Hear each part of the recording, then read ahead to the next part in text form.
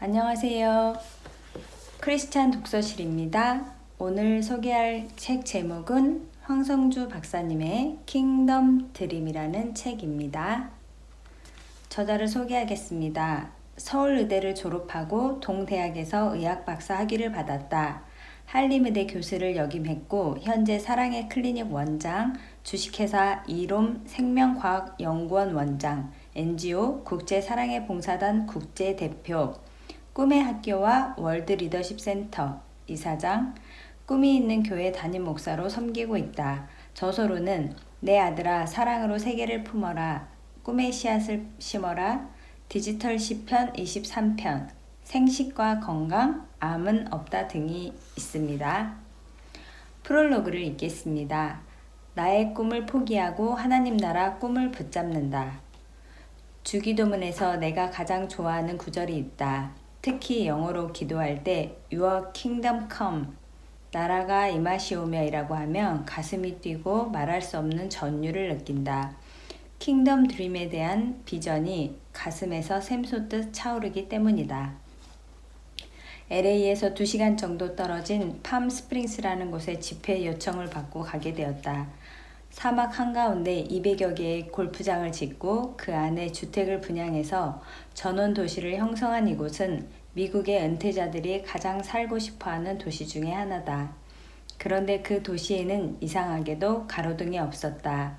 왜냐하면 사막에서 가장 경쟁력 있는 관광 상품이 밤하늘의 별빛인데 가로등을 켜면 별빛의 선명도가 떨어지기 때문에 시의회에서 가로등을 없애기로 결정했기 때문이다. 이 설명을 듣고 나는 무척 감동했다. 가로등이 없으면 밤길에 차가 다니기 어렵고 길을 걷기에도 겁이 나고 위험하지만 밤하늘의 별빛을 잘 볼 수 있도록 하기 위해 그것을 과감히 포기한 것이다. 즉, 낮은 가치를 포기하고 더 높은 가치를 붙잡은 것이다. 이것을 가치 이동이라고 한다. 사람은 낮은 가치와 높은 가치를 동시에 붙잡고 살 수 없다. 낮은 가치를 포기해야만 높은 가치를 붙들 수 있다. 나는 낮은 가치를 my dream, 나의 꿈이라고 생각한다. 높은 가치는 kingdom dream, 하나님 나라의 꿈이다. 결국 내 꿈을 포기해야만 하나님 나라의 꿈을 붙잡을 수 있는 것이다. 지금까지 내가 인생을 살면서 얻은 최종적인 결론은 바로 킹덤 드림을 추구해야 한다는 것이다. 얼마 전 교회 성도들과 성지순례를 갔다. 특별히 우리 교회에서는 성지순례라 말하지 않고 아랍, 이스라엘 선교 꿈여행이라고 부른다. 성지순례보다 중요한 것이 그 땅을 위해 기도하고 그 땅에 선교를 꿈꾸는 것이기 때문이다. 이집트에서 이스라엘로 향할 때 시내산을 등정하는 프로그램이 있었다. 시나이 반도가 온통 사막이라 뜨거운 낮에는 산에 오르는 것이 불가능하기 때문에 대개 새벽 2시에 출발해서 오전 10시쯤 하산하게 된다고 한다. 산을 오르는 방법은 2가지가 있었다. 낙타를 타고 오르는 방법과 걸어서 오르는 방법이다. 일주일에 2번씩 시내산에 오른다는 가이드가 낙타를 타고 간다길래 우리도 다 같이 낙타를 타고 가기로 했다. 나이지리아에서 온 흑인들을 비롯해서 러시아, 폴란드, 이탈리아, 미국, 중국, 일본에서 온 세계 각국의 사람들이 새벽 2시에 산에 오르기 시작했는데 그 모습이 장관이었다. 사실 나는 낙타를 타는 것이 쉽고 재미있을 줄 알았다. 그런데 낙타 등의 2 봉우리 사이가 너무 좁아 여간 불편한 게 아니었다. 중간에 내릴 수도 없고 낙타에 적응하느라 힘이 들었다. 다시는 낙타를 타지 않겠다고 다짐하며 오르는데 산 중턱쯤 가다 보니 걸어서 산에 오르던 사람들이 지쳐 쉬고 있었다. 꼭대기쯤에는 걸어서 온 사람은 없고 낙타를 탄 사람만 있었다. 게다가 아직까지 모두들 생생한 표정이었다. 그 순간 낙타 타기를 정말 잘했다고 생각이 바뀌었다. 처음에는 낙타 타는 게 힘들었지만 가다 보니 어쩔 수 없이 적응하게 되었고 어느새 낙타를 제법 잘 타는 사람이 된 것이다. 더 감사한 일도 있었다. 우리의 시선이 어디를 향하느냐 하는 방향의 문제이다. 걸어가는 사람들은 칠흑 같은 어둠 속에 혹 바위산에서 넘어지지는 않을까 오직 발밑을 손전등으로 비추며 온통 아래만 신경을 쓴다. 계속 발 아래만 보면서 불안하게 산으로 올랐다. 반면에 우리는 길 안내와 안전은 낙타에게 맡긴 채 위를 바라보며 갔다. 낙타를 타고 그 위에 앉아 밤하늘을 바라보았을 때의 그 경이로움이 지금도 잊혀지지 않는다. 그러므로 너희가 그리스도와 함께 다시 살리심을 받았으면 위의 것을 찾으라. 거기는 그리스도께서 하나님 우편에 앉아 계시느니라. 위의 것을 생각하고 땅의 것을 생각하지 말라. 이는 너희가 죽었고 너희 생명이 그리스도와 함께 하나님 안에 감추어졌음이라. 칠흑같이 어두운 사막의 밤하늘, 별빛은 찬란하게 빛났다. 그것도 가장 어둡다는 새벽녘 별빛이 비치자 형언할 수 없는 감정이 북받쳤다.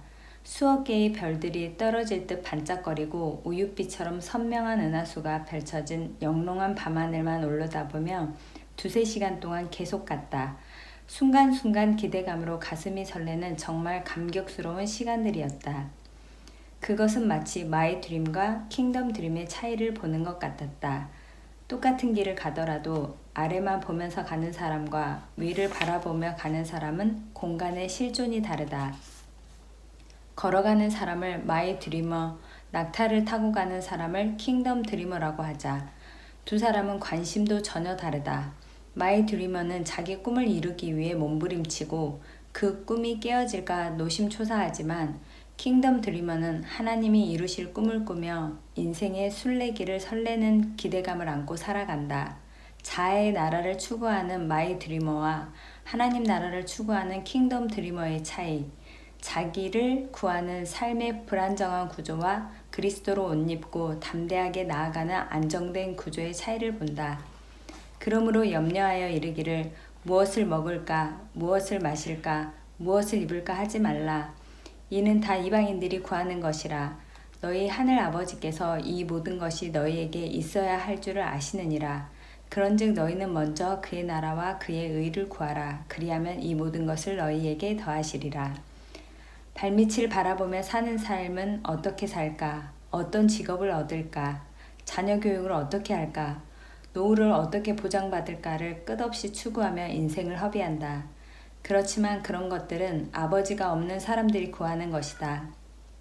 미래를 보며 사는 사람들은 하나님 나라와 의를 구하기 때문에 하나님께서 모든 것을 책임져 주신다. 우리는 우리의 미래를 창조할 필요가 없다. 우리의 미래는 하나님이 책임져 주시기 때문이다. 더욱이 그 경험을 통해 나는 낙타 타는 훈련을 했다. 산을 오르며 낙타 타기를 훈련했으니 낙타를 타고 사하라 사막도 거뜬히 건널 수 있는 역량을 갖추게 된 것이다. 하나님 나라의 꿈을 붙잡는 것은 마치 파도 타기와 같다. 처음 파도를 타는 것은 힘들지만 자꾸 타게 되면 재미를 느끼게 된다. 우리는 하나님이 일으키시는 거대한 비전의 파도를 타야 한다. 스스로 파도를 일으키는 일은 거의 불가능하지만 일어난 파도를 타는 것은 쉬운 일이다. 나는 이 시내산 경험을 통해 하나님께서 주신 하나님 나라의 꿈을 품고 사는 인생이 얼마나 복된지 깊이 깨달았다. 21세기 킹덤 드림의 시대에 마이 드림은 모두 사라질 것이다. 마이 드림은 그리스도의 터 위에 나무, 풀, 짚으로 세운 건물이고 킹덤 드림은 같은 그리스도의 터 위에 금, 은, 보석으로 세운 건물이다. 마이 드림은 공력 시험에서 불타 없어질 허망한 꿈이다. 그러나 킹덤 드림은 하나님 나라에서 영원히 보존될 것이다. 이제는 나의 꿈, 나의 계획, 나의 야망, 나의 교회의 꿈, 나의 공동체의 꿈과 비전이 아니라 하나님 나라의 꿈, 하나님께서 우리를 향해 펼치시는 킹덤 드림의 거대한 파도를 타야 한다. 킹덤 드림의 파도를 타기란 오히려 매우 쉽다. 그저 올라타기만 하면 된다. 나의 힘을 빼고 파도에 나를 맡기면 된다. 나는 주님을 만난 이후 나름대로 열심을 다해 선교적 삶을 살아왔다. 나의 생각, 나의 계획, 나의 상상력을 동력으로 비즈니스, 병원, 학교, 미디어, NGO, 교회 등 많은 영역에서 열정적으로 꿈의 씨앗을 심었다. 그렇지만 결과는 열매 없이 잎만 무성한 나무였다. 의지적으로는 주님을 위해 달려왔건만 결국 마이 드림을 추구한 것이다. 그 과정에서 엄청난 하나님의 은혜를 체험했지만 뿌리 깊은 죄성과 연약함에 무너지기도 했다. 사역과 비즈니스에서 승승장구하기도 했지만 나의 교만함으로 하나님의 뜻보다 나의 뜻을 앞세우다가 큰 실패와 수치를 당하기도 했다. 어느새 주님의 일이 감당할 수 없이 무거운 짐으로 바뀐 것이다. 그때 하나님께서 강력한 임재를 통해 서서히 내 힘을 빼도록 역사하셨다. 그리고 삶의 모든 영역에서 성령님의 만지심을 깊이 경험하게 되었다. 이 책은 하나님께서 어떻게 나의 어깨에서 마이 드림이라는 무거운 짐을 벗기시고 킹덤 드림이라는 가벼운 짐을 감당하게 하셨는지, 그리고 파도를 타고 날개를 달고 가슴 설레는 기대감을 가지고 달려나가게 하시는지를 담담하게 기술한 책이다. 나는 조급증 속에 쫓기듯 인생을 살아왔다. 그런데 놀랍게도 주님은 이 책을 나를 위한 치유의 도구로 사용하셨다. 책의 발간이 늦추어지는 사이 계속해서 새로운 일을 행하시는 성령님의 놀라운 역사하심을 보게 된 것이다. 사도행전은 성령 행전이다.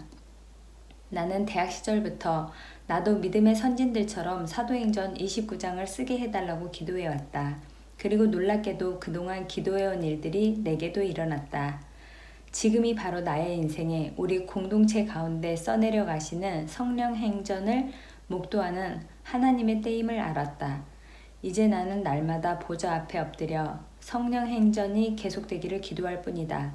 모든 것이 죄인 중에 괴수인 내게 긍휼하심을 베푸시는 전적인 하나님의 은혜임을 함께 나누게 되어 기쁘다.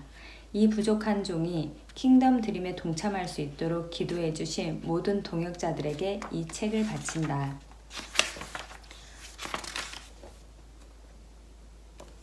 2008년 8월 나는 안신역을 마치고 콜로라도에서 귀국해야 하는 시점에 지친 몸과 마음으로 주저앉아 있었다. 안신년에 오히려 미국 사역에 욕심을 냈던 것이 무리였다. 그런데 바로 그때 생수와 같은 은혜가 터지는 사건들이 생겼다.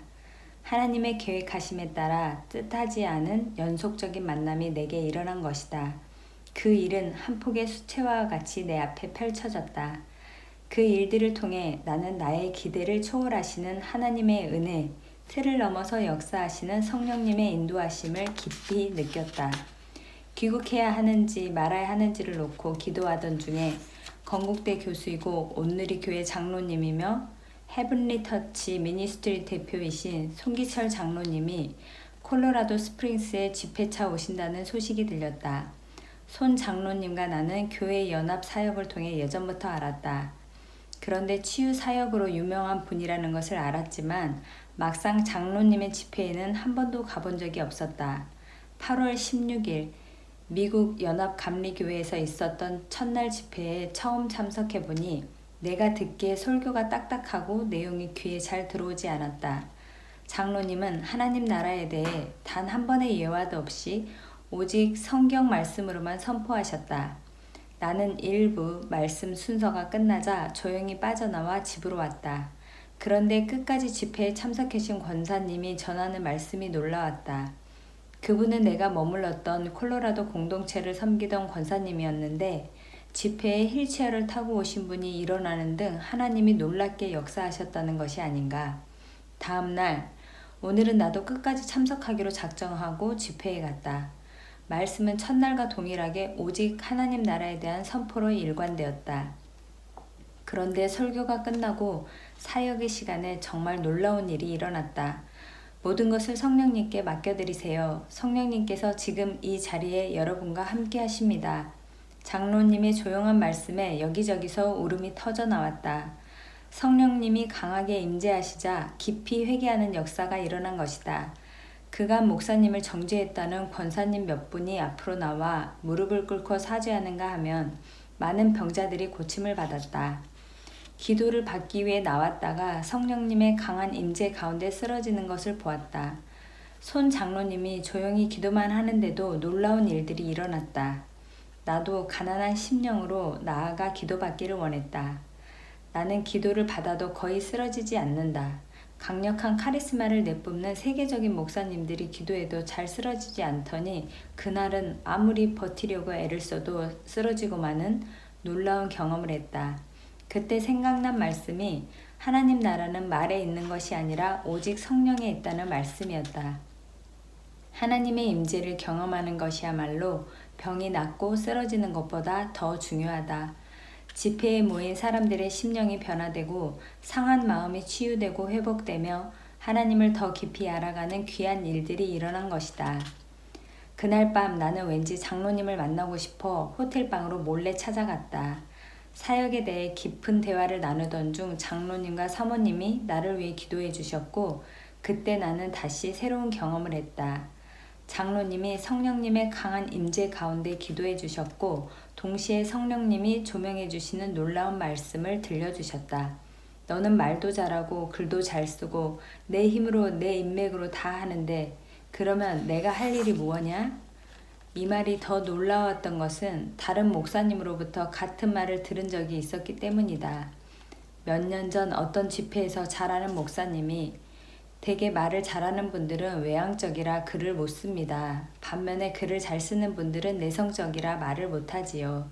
그런데 황 박사님은 말도 잘하고 글도 잘 쓰는 특별한 분입니다. 라고 소개한 것을 마음에 담아두고 은근히 자부심을 느끼고 있었는데 장로님의 입술을 통해 하나님이 이 점을 말씀해 주신 것이다. 그동안 나는 건강에 관한 책, 청소년에 관한 책, 신앙에 관한 책 등 15권의 책을 썼다. 의과대학 교수 시절부터 나름대로 명강의로 소문이 났고 그 후 평신도 사역자로, 목사로 수많은 세미나와 말씀 집회를 이끌었다.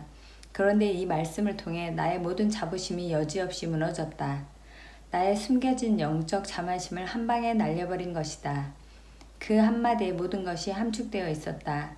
더 이상 말이 필요 없었다. 나는 바로 그 자리에서 하나님을 경배했다. 그리고 항복했다. 무릎을 꿇고 하나님의 긍휼을 구했다. 하나님의 일을 한다고 하면서 내 능력과 지혜를 의지했던 것들이 생각났다.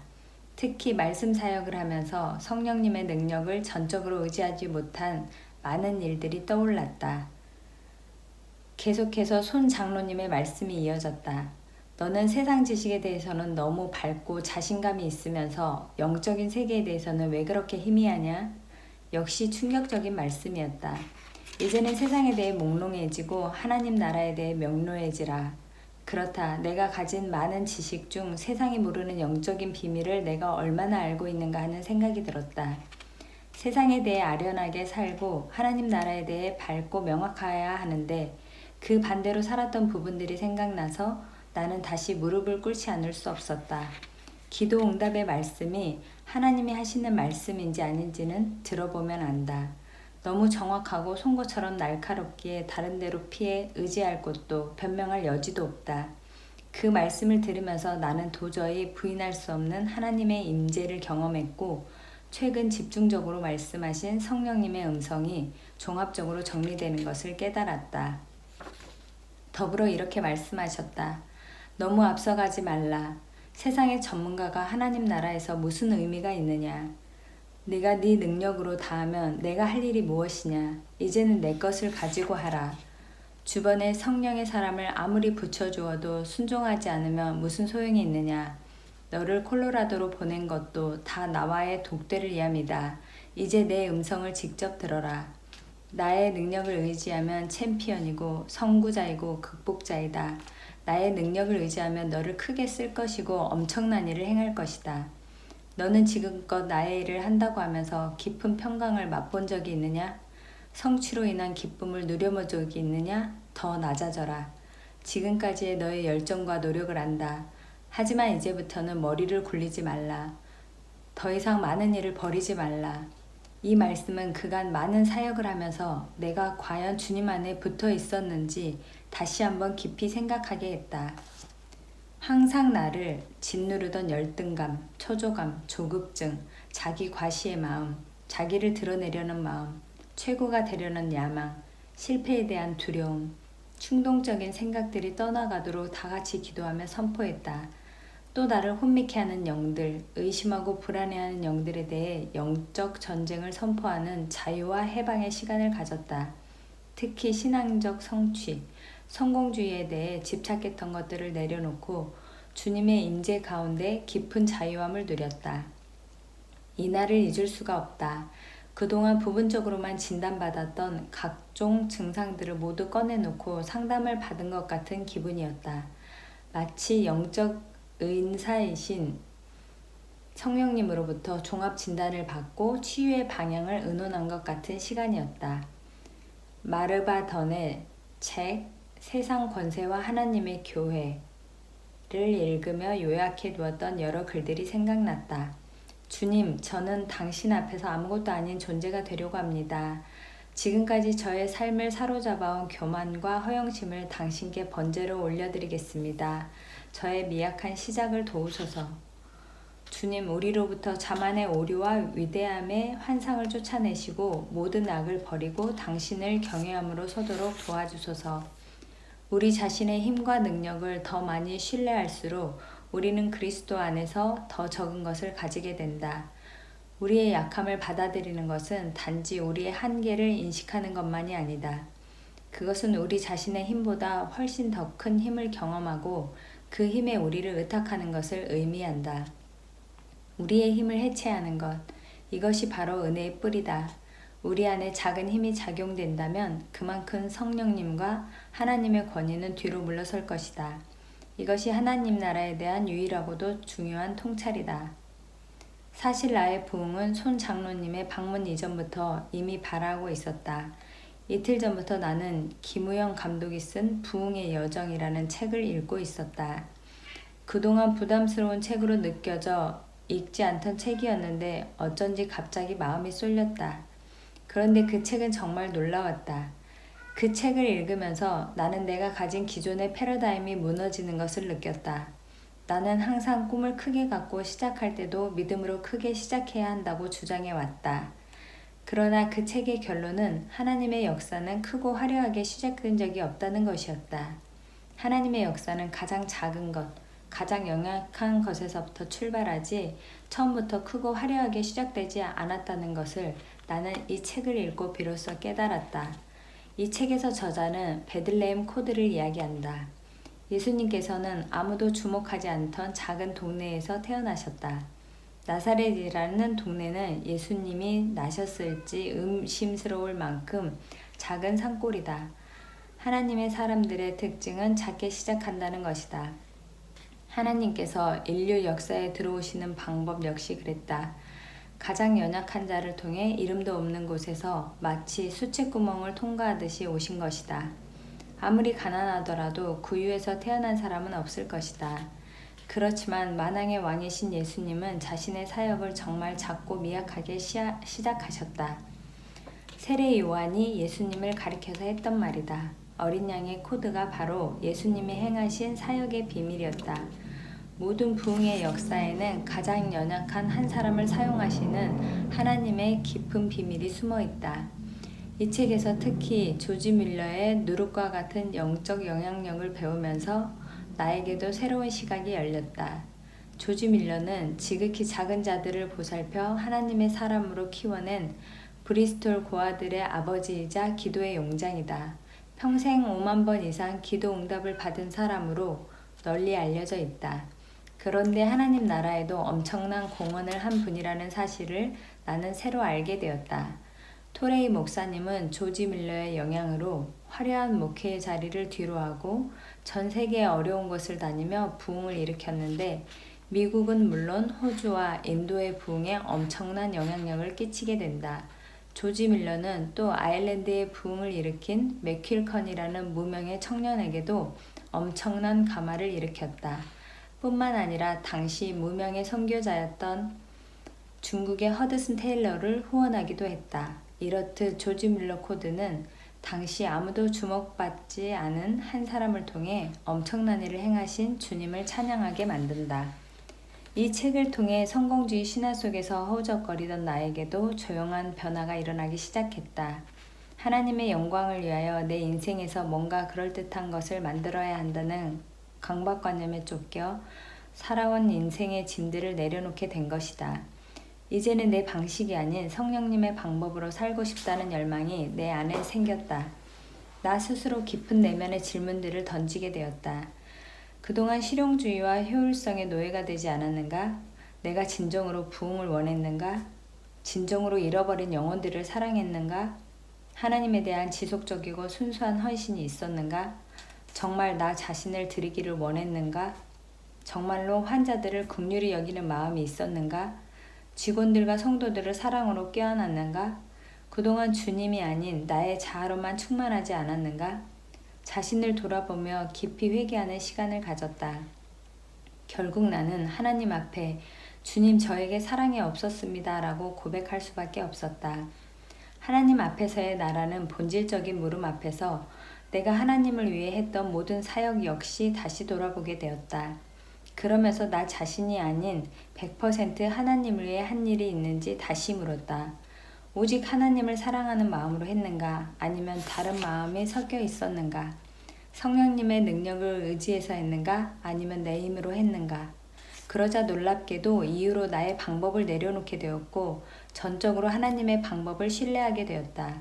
그리고 성령님의 능력에 의지하여 그리스도의 은혜 안에서 하나님의 방법에 따라 내 인생을 리스트럭처링 하고 싶다는 강한 열망이 일어났다. 바로 이 시점에 하나님께서 송기철 장로님 부부를 만나게 하셨고 그분들을 통해 보혜사 성령님께서 내게 결정타를 먹이신 것이다. 하나님께서는 내가 마지막까지 붙잡고 싶어한 자부심의 영역까지 산산이 깨트리시고 이른바 토탈 서렌더, 주님께서 전적으로 항복하는 것의 역사로 나를 이끄셨다. 2008년 초 안식년 기간 동안 나는 뉴욕의 한 교회에서 넉 달간 말씀을 증거할 기회가 있었다. 그 교회의 담임 목사님이 탁구를 좋아하셨기에 탁구가 서투른 나는 국가대표 출신으로 그곳에서 탁구 교습소를 차린 집사님에게 탁구를 배우게 되었다. 그런데 첫날부터 신기하고 놀라운 경험을 했다. 나는 처음으로 쉐이크 핸드를 잡고 탁구를 쳤다. 그런데 집사님이 가르쳐준 대로 그냥 폼을 잡았을 뿐인데 공이 상대의 코트에 정확하게 들어가는 것이 아닌가? 그래서 며칠 만에 탁구 실력이 몰라보게 향상되었다. 그분이 가르쳐준 비결은 배트를 잡을 때 힘을 빼는 것이다. 힘을 빼면 배트가 무거워지기 때문에 공이 그대로 코트에 꽂히게 되어 있다. 배트를 잡을 때 힘을 주면 공이 상대방 코트로 떨어지는 것이 아니라 공중으로 날아가게 된다. 즉 자기 힘을 빼는 것이 탁구를 잘하는 비결이었다. 골프를 잘 치는 비결 역시 힘을 빼는 것이다. 골프하는 분들의 말에 따르면 힘을 빼는 데만 10년이 걸린다고 한다. 이 경험을 통해 내가 얻은 교훈은 하나님과의 관계에서도 힘을 빼야 한다는 것이었다.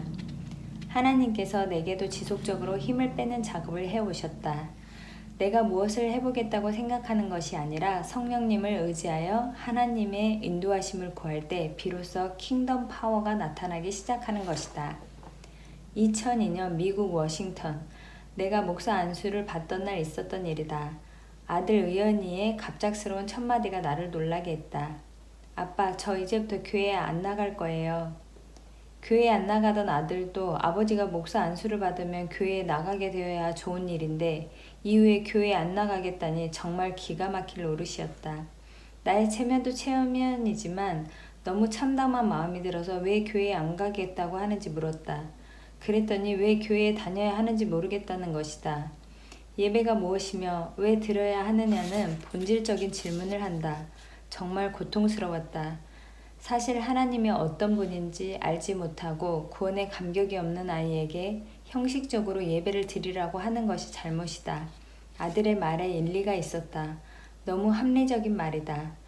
그래서 그러면 교회에 나가지 않는 대신 예수님이 어떤 분이신지 탐구하고 공부하도록 했다.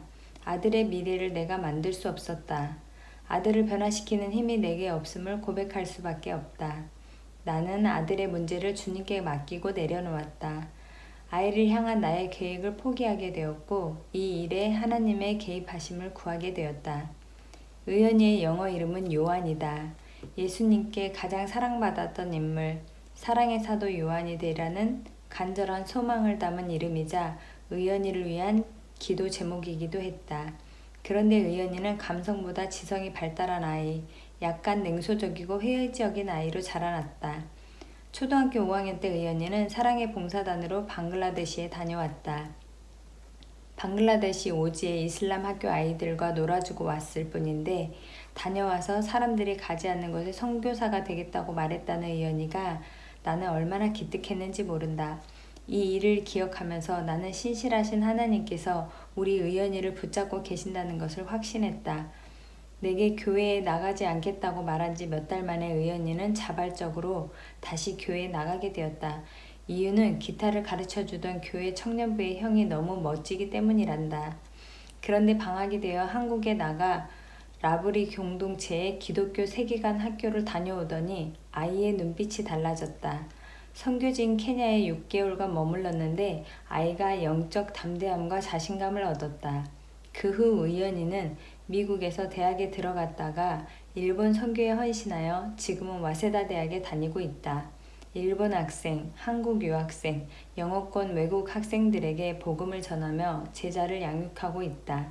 하나님은 의연이를 들어 의연이를 변화시킬 힘이 내게 없음을 고백하게 하시고 나의 힘을 빼셨다. 내가 의연이를 향한 하나님의 계획을 신뢰하기만을 요구하셨다.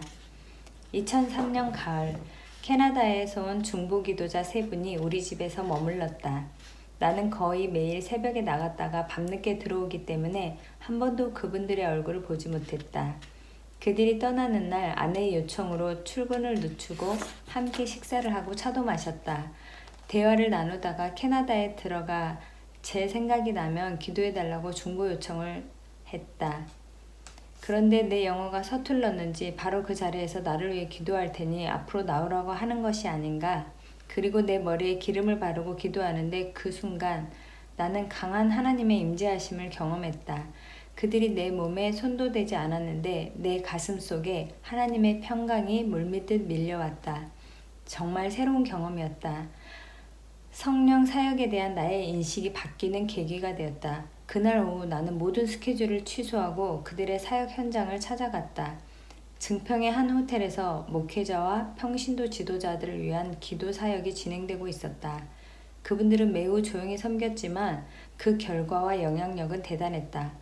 암, 류머티즘, 우울증 등이 사라지는 놀라운 치유의 역사가 일어났다.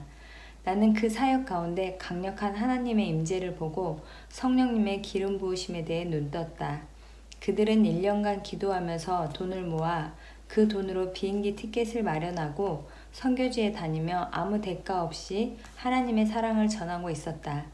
그야말로 이름 없이 빚도 없이 성령님의 도구로 쓰임받는 자비랑 사역자들이었다. 그분들을 보면서 은사 사역자들에 대한 내 생각도 많이 바뀌었다. 하나님이 주신 은사를 자기를 위해 쓰는 것이 아니요. 그 은사를 활용해서 자신의 교회를 부흥시킨다거나 기도원을 늘린다거나 하는 것이 아니라 철저히 하나님의 백성을 섬기는 일에 하나님의 사랑과 복음을 전하는 일에 쓰고 있음을 알게 되었다. 오직 하나님 나라를 위해 자신의 모든 것을 드리는 아름다운 모습을 보았다. 그 후 나는 2004년, 2005년 캐나다 밴쿠버에서 열린 영성 세미나에 참석하였고 성령 사역의 진수를 눈으로 직접 확인했다. 2005년 2월 두 번째로 영성 세미나에 참석했을 때이다. 나는 세미나 강사로 오신 캐나다의 중보기도의 어머니라 불리는 로리 화이트 여사를 만났다. 로리 화이트 여사의 남편은 존 화이트 박사로 의사이자 목사로 사역하며 많은 저서를 남긴 분이다. 그 당시 이미 80세가 넘은 고령의 로리 화이트 여사는 30명 정도 모인 참석자 한 사람 한 사람을 위해 축복의 기도를 해주었다. 드디어 내 차례가 되었다. 내 머리에 손을 얹고 기도하던 로리 화이트 여사가 갑자기 몸을 떨며 이렇게 주님이 주신 마음을 나누어 주었다. 앞으로 너에게 상상할 수 없이 놀라운 기름 부으심이 있을 것이다. 감당할 수 없는 은혜가 임할 것이다. 너에게 이미 엄청난 지혜가 주어졌고 기름 부으심이 임했다. 국가를 상대로 사역하게 될 때 겸손히 많은 사람들과 동역하도록 하여라. 이제 돌아갈 때에는 기름 부으심이 있는 놀라운 사역이 전개될 것이다. 지금까지의 사역과는 비교할 수 없는 일들이 벌어질 것이다. 너는 하나님께로 나아가 물을 길어라. 하나님의 음성만을 듣고 순종하며 나아가라. 오직 담대함으로 주님만 바라보고 나아가라. 비즈니스에도 초자연적인 지혜를 허락하실 것이다. 비즈니스 사역, 교회 사역, 선교 사역, 저술 사역 등 모든 영역에서 사역하게 될 터이니 건강관리를 잘하도록 하여라. 놀라운 기름 부음은 그 세미나에서 방언을 체험하며 이루어졌다. 나는 대학 1학년 때 CCC에서 예수님을 인격적으로 만났고 그 후 방언을 사모하는 마음을 가지고 있었다. 이유는 주변의 형제자매들 중 방언을 하는 사람들에게 은사가 많고 또 그들이 하나님과 깊이 교제하는 것을 보았기 때문이다. 그때에도 나는 방언이 모든 은사의 출입문이라는 것을 어렴풋이 알고 있었던 것 같다. 그러나 아무리 기도해도 방언을 할 수 없고 많은 은사자들이 내게 방언을 위해 안수기도 해주었지만 나는 방언을 경험하지 못했다. 그래서 내 나름대로 해석하기를 감성적인 사람들은 쉽게 방언을 받을 수 있지만 나처럼 지적인 사람에게는 안 주시나 보다라는 결론 지었다. 그곳에서도 모일 때마다 다들 방언으로 기도하기에 옆에 있던 최봉현 목사님에게 아무리 기도해도 방언을 받지 못하는 이유가 뭐냐고 물어봤다. 그런데 목사님은 나를 보더니 아니 황 박사님은 이미 방언을 하고 계시는데요? 라고 하며 그것을 입증해 보이겠다고 하는 것이 아닌가? 그러더니 방언 통역의 은사가 있는 자매를 부르고는 내게 아무 말이나 해보라는 것이었다. 나는 아무 말이나 하기가 먹적어 옆에 있던 분과 비슷하게 말하기 시작했다. 랄랄랄랄라 알랄랄라 알랄랄랄라. 그런데 그 자매가 통역을 하기 시작하자 나는 깜짝 놀랐다. 정말 신기한 일이었고 그 내용이 충격적이었다. 내가 예수님을 믿은 후 30년 동안 해오던 간절한 기도, 도저히 말로 표현할 수 없는 깊은 기도, 오직 나만 알고 있는 비밀스러운 내용들을 통역해가고 있었기 때문이다. 그때 나는 이미 오래전부터 보혜사 성령님께서 말할 수 없는 탄식으로 나를 위해 친히 간구하고 계셨다는 것, 내가 말하든 말하지 않든 성령님께서 내 안에서 하나님과 교통하고 계셨다는 것을 깨달았다. 예수님이 우리를 위해 간구하시는 것이 무엇인지 인식하기 시작했고 예수님께서 구속하신 것을 성령님께서 보증하고 계신다는 사실도 체험했다. 하나님께서는 우리의 기도를 통해 하나님 나라의 거대한 섭리를 실현시키신다. 하나님이 나를 주목하시고 인도하심을 더 깊이 알게 되었다. 내가 성령님을 본질적으로 추구하는 것은 대학 시절부터였다. CCC에서 사형리와 믿음으로 성령 충만을 받는 법이라는 소책자를 공부하고 나서부터 성령에 대한 궁금증으로 성령에 관한 모든 책을 읽었던 기억이 난다. 예수원에서 토레이 신부님을 만나 교제하면서 성령의 은사에 대한 열망은 점점 더 커져갔다. 토레이 신부님의 인격과 사역이 모두 성령님의 충분과 충만에서 비롯되었다는 것도 배웠다. 또 온누리 교회에 다니며 하영조 목사님의 성령 사역에 큰 도전을 받았다. 1999년 온누리 교회에서 파송을 받아 평신도 사역자로 꿈이 있는 교회를 개척한 일에 문제가 생길 때마다 성령의 기름 부으심을 갈망해왔다. 나 역시 마음속으로 계속해서 성령님을 사모해온 것이다. 2006년 늦가을 나는 중국 베이징의 한국 대사관을 방문하게 되었다. 당시 중국 가정교회의 쉬용적 교제와 형제와 깊이 교제하며 BTJ Back to 예루살렘의 비전으로 타오르고 있었기 때문이다. 나는 중국 교회가 태동기부터 선교를 꿈꾸었다는데 큰 감동을 받았고 내가 할 일은 중국 교회 리더들이 선교를 경험하도록 무대를 만드는 것이라 생각했다. 그래서 중국 가정교회 지도자들을 한국으로 불러 선교 훈련을 받도록 하는 일을 추진하고자 했다. 문제는 한국행 비자였다. 그들은 대부분 무직이거나 농민이어서 요건을 만들기 어렵고 비자를 발급받는 일이 거의 불가능한 상황이었다. 나는 당시 주중 대사이신 김하중 대사님을 찾아갔다. 주식회사 이룸이 비즈니스 훈련이라는 명목으로 초청장을 발부하고 그들을 초청할 테니 대사관에서 특별히 협조해 주시기를 부탁하기 위해서였다. 나는 당시 대사님이 출석하던 베이징 21세기 교회에서 몇 번의 설교와 집회를 인도한 적이 있었다. 그래서 대사님도 나를 잘 알고 있었다. 그런데 나를 따뜻하게 맞아주시던 대사님은 내가 용건을 말하기도 전에 나에게 쪽지를 건네주며 말씀하셨다. 평소 저는 하루에도 몇 시간씩 기도합니다. 그런데 오늘은 황 박사님이 저를 만나러 온다고 해서 특별히 기도를 더 많이 했습니다. 그 응답이 이것입니다. 나는 그 내용을 보고 으악 하고 소리 지를 뻔했다. 아들아, 무모한 일을 시도하지 말라.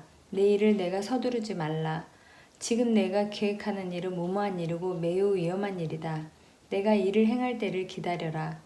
나는 내가 계획하고 내 지혜로 일을 진행하면 다 내 일이지 주님의 일이 아니라는 생각이 들어 부끄러웠다. 선교에도 하나님의 때가 있고 하나님의 전략이 있는 것이다. 또 김하중 대사님의 영적 분별력과 중보기도에 큰 감동을 받았다. 그러고 보니 주님은 이 일을 통해서 내가 더 힘을 빼도록 이끄셨다. 지금 돌이켜보니 문제의 핵심이 더욱 분명해진다. 하나님의 일을 한다고 하면서 내가 힘을 빼지 않은 것, 모든 일을 맡긴다고 하면서 일일이 챙겨가며 내가 하려고 했던 것, 보혜사 성령님께서 나를 통해 일하시도록 온전히 내맡기지 못하고 계속 힘을 주어왔던 것이다. 2009년을 맞이하여 손기철 장로님과 교대하던 중 장로님께서 이런 말씀을 해주셨다. 능력의 핵심은 자아를 주께 드리는 것이며 보혜사 성령님이 나를 파괴하고 나오시는 것입니다. 그 배에서 생수의 강이 흘러나오는 역사는 자신의 전부를 과감히 주께 맡기고 믿음으로 행할 때 일어납니다. 그러면서 내게 주신 권면의 말씀이 갈라디아서 2장 20절과 고린도후서 4장 7에서 17절이다. 나는 불현듯이 이 말씀의 뜻과 성령 사역의 핵심을 이해하게 되었다. 콜로라도에서 안식년을 보내는 동안 명확해진 것은 성령님께서 나와 깊이 대화하기를 원하시고 내게 하나님의 꿈과 비전을 주기 원하신다는 사실이었다. 나의 계획, 나의 스케줄, 나의 야망 때문에 앞서가던 내가 문제였다. 그렇다. 마이 드림에 집착하다가 킹덤 드림을 놓치는 경우가 얼마나 많은가. 이 경우에는 마이 드림이 성취되더라도 더 갈급해지고 또 다른 마이 드림을 찾아 추구하게 된다. 마이 드림은 성취할수록 오히려 허망하다. 이제는 킹덤 드림의 시대가 도래했다. 절대로 쇠하지 않고 없어지지 않고 영원토록 빛나는 하나님의 비전, 하나님의 꿈을 가질 수 있도록 기도한다. 마이 드림이 가능할 것 같은데 이루어지지 않는 반면 킹덤 드림은 불가능한 것 같아도 반드시 이루어진다. 왜냐하면 꿈을 주시는 분도 하나님이시오. 그 일을 행하시고 성취하시고 주도하시는 분도 하나님이시기 때문이다. 성령님과 깊이 교제하고 우리 주님 예수 그리스도를 알아갈수록 킹덤 드림을 소유하게 된다. 크고 비밀한 일들을 더욱 깊이 경험하게 된다. 영성의 핵심은 주님과 나누는 친밀함이다. 영성은 주님을 사랑하고 주님과 하나 되는 것이며 주님을 닮아가는 것이다. 나는 항상 주려고 하다 보니 탈진 상태가 되어 내면의 혼란만 가중되는 일을 종종 경험했다. 그런데 안식년을 가지면서 주님을 닮아가는 비결이 사랑을 받는 것임을 깊이 깨달았다. 내 안에서 주님을 기쁘시게 하기 위해 몸부림치는 것이 아니라 주님의 사랑과 은혜를 마음껏 누렸어야 했다는 안타까운 마음이 들었다. 나는 콜로라도의 경험을 통해 하나님의 경이로우심, 임재하심, 기름 부으심을 더 깊이 체험했다. 마이 드림을 내려놓고 킹덤 드림을 붙잡고 순간순간 성령님의 인도하심을 받으며 한 걸음 한 걸음 나아가는 킹덤 드림의 삶이 체질화되기를 계속 기도하고 있다. 목차를 읽겠습니다. 1부 놀라운 회복의 은혜 1. 백기 항복을 요구하시다. 2. 안식의 명령을 받아들이다. 2부 나의 꿈의 파노라마 3. 복음의 씨앗을 뿌리다. 4. 나눔과 사랑을 실천하다. 5. 비즈니스 선교를 꿈꾸다. 3부 하나님을 붙잡는 꿈 6. 파격적인 은혜를 예비하시다. 7. 새롭게 되는 비밀에 동참하다. 4부 나의 킹덤 드림 8. 연합의 기름 부으심을 사모하다. 9. 거대한 킹덤 드림의 파도를 타다. 감사합니다.